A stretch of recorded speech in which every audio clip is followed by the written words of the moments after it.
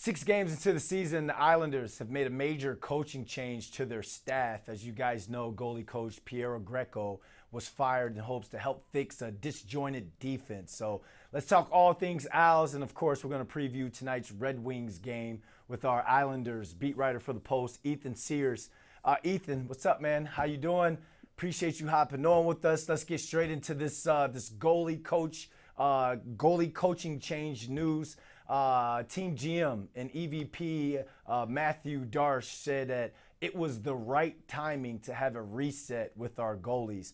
If the right time to have a reset is 6 games into the season, then there must have been some major problems behind the scenes that we don't know about. So from what you know, do you think it's too soon of a decision, or do you think the reset was a great call?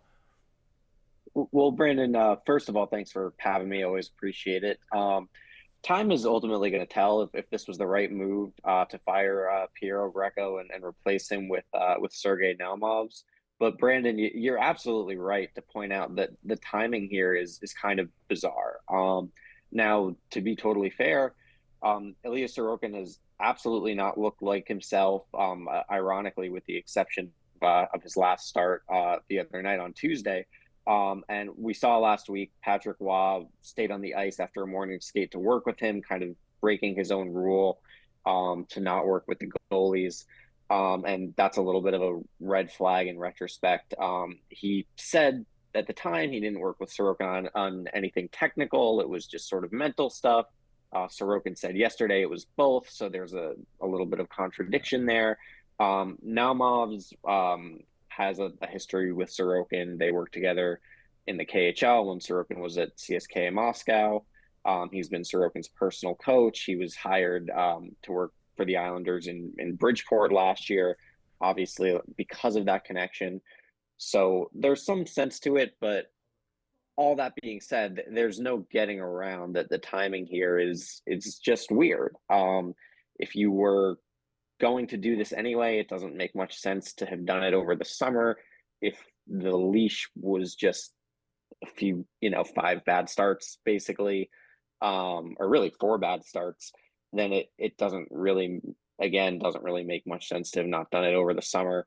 So this is a really small sample size to have done something like this on, and we're going to have to wait and see how it plays out.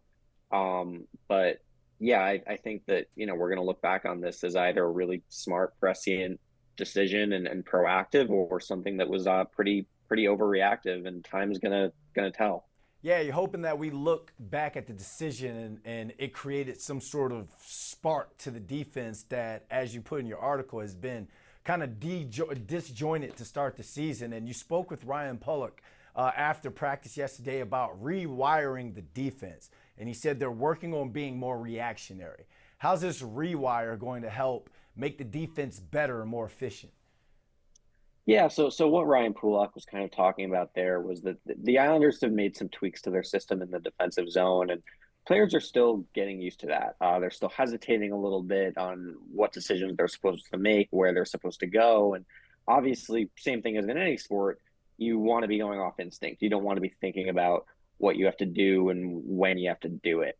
So, in theory, the idea behind the system changes, at least as I understand it, is to be a little bit more aggressive, to swarm the puck a little more, presumably to force more turnovers.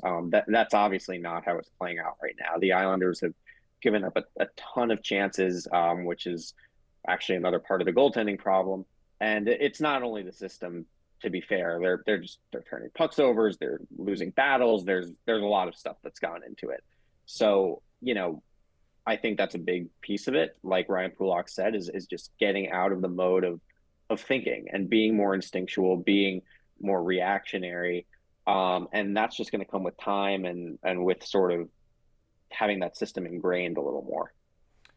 And if they can get that situation settled, then I believe that the Islanders will have a lot more success than what they're having, because when we flip things and talk about the offensive side of things, they're winning some pretty high scoring, wide open games. So what do you think that they need to keep doing, or I guess maybe even do even better to sustain the success they're having early in the season? Yeah, I mean, like you said, the offense has has really been a strength so far. It's kind of the opposite from the conversation we've had about the Islanders for I don't know, the last 5, 6, 7 years, really. The power play's taken a major step forward. We're going to talk about Matthew Schaefer here in a minute, but he's played a huge role. The way the top two lines have been constructed, it was a little bit of a risk at the time, I thought, to put Emil Heineman in the top six. He hasn't really done that before, and that's turned out to be a really smart move from Patrick Waugh. I think the Islanders would probably like to see a little more secondary scoring. Their fourth line hasn't been great. It's been a little surprising to me that Simon Holmstrom hasn't done much offensively after he scored 20 goals last year. But that being said, the Islanders don't really have much to worry about offensively right now. If they can keep doing what they're doing and try to fix up their defense, they're going to be in a pretty good spot. All right, let's talk about the main attraction now because you've got all of Canada in love with you because you put out the take that Matthew Schaefer is a possible Olympic contender for Team Canada. He's only 6 games into his pro career, and this kid is what I call the Jackson Dart of the Islanders. How impressive has he been, and what would he have to keep doing to actually stay in that conversation of playing for Team Canada? Yeah, so Brandon, I think it's important to make clear it's very unlikely that Matthew Schaefer goes to Milan for Team Canada. Ah, you got us But all hyped. You got but but the what I wrote is that I think the biggest reason that it's unlikely is that it's unlikely that Matthew Schaefer keeps playing the way he is playing. okay. What he has done through 6 games, I mean, it's really hard to overstate how impressive it's been. He's I think he's still the second leading scorer defensively in the league. He's averaging over 20 minutes. He hasn't really made many mistakes. He has kind of supercharged the Islanders and the fan base. And I think everybody sort of assumes, like you would with any 18-year-old young player, that that just can't keep up because he's 18 years old, right? It's a small sample. Um, of course, there are going to be growing pains. There are going to be mistakes. There are going to be moments where he looks young and the season's going to wear on him. And that's not at all a knock on Matthew Schaefer. That's just sort of how players develop.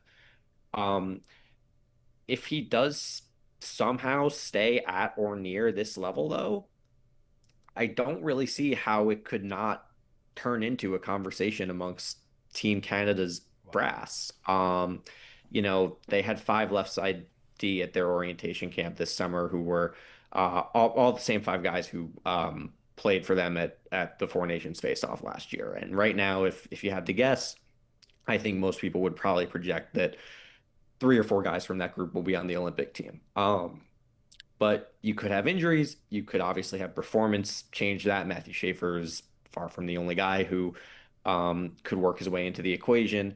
And right now, it's a very small sample size. It's 6 games. You don't want to kind of get out over your skis. And I saw Pierre LeBrun today on TSN noted, and it was smart of him to note that Canada, their history in the Olympics is not to take young guys like this. They didn't take Sidney Crosby to the 2006 games. They took Drew Doughty in 2010, but he was 20 years old. Schaefer is 18 right now. So those are all really important caveats. And it is very unlikely that Matthew Schaefer's on the Olympic team. But again, if he is able to do this every night and you get to that deadline for rosters in December, and that's what you're seeing from him, I just don't see how you could possibly avoid having the conversation if you're in Team Canada. Unlikely as it is that we get that far. Hey, I'm all about conversations. This is what we do for a living. And again, this kid has been the spark. He's been the most exciting, I guess, element or piece or person to watch on this Islanders team. And that's no disrespect to the 19 plus year olds that are on the team. But let's get into tonight because we got a big one here at UBS Arena tonight. The Red Wings are coming to town. The Owls have a chance to go over 500 with the win. You think a win against a quality team like Detroit could be what's needed to spark this team early in the season? Well, I think not just a win that, the Islanders have won three in a row, and to me, what's interesting is that they've done that and they haven't really looked that good doing it. We've talked about the defense hasn't been great. We're having this conversation about they just fired their goalie coach. You wouldn't really think that they've won three in a row from the conversation around this team right now. So to me, it's if they can win while playing a sound defensive game, win battles, not let up as many chances, odd man rushes, not turn pucks over quite as much, and play sort of a controlled game that doesn't really turn into the a track meet like we've been seeing. It's great that the Islanders can stay in those games and win those games, whereas a few years ago you probably wouldn't have said that. But I think everybody, players, Patrick Waugh, um, management, whoever else around the Islanders would agree that that's not how they want to win games. It's probably not a very sustainable way of winning games. And, at some point here, they're going to have to figure out a way to shore up their defense and win that way too. All right, big one tonight at UBS Arena. Ethan, appreciate you hopping on with us, my man. Of course. Thanks so much, Brandon.